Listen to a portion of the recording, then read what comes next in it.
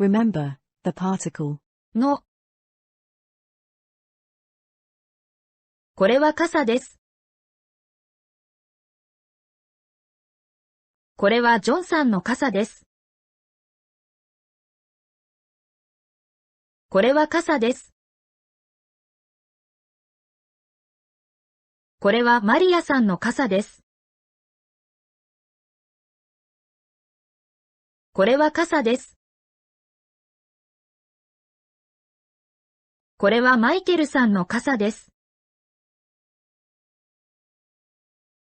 これは傘です。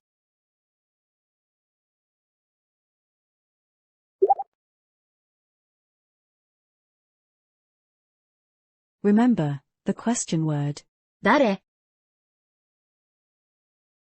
これは誰の傘ですか？誰の is a question word for whose.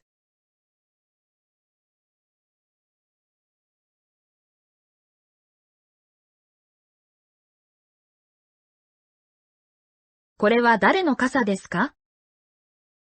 これは誰の傘ですか？私の傘です。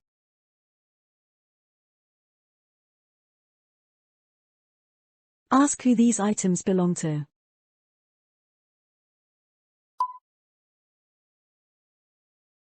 これは誰のジーンズですか？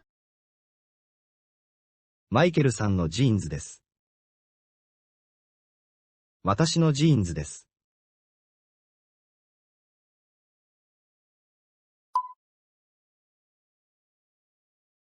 これは誰の帽子ですか？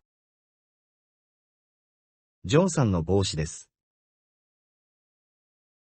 私の帽子です。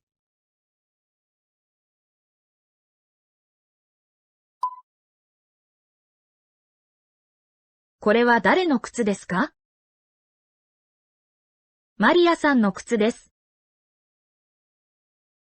私の靴です。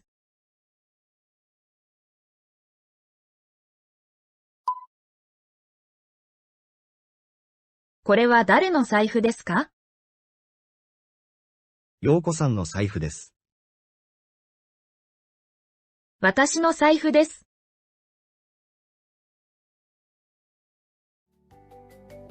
Thank you for watching. I'll see you in the next video.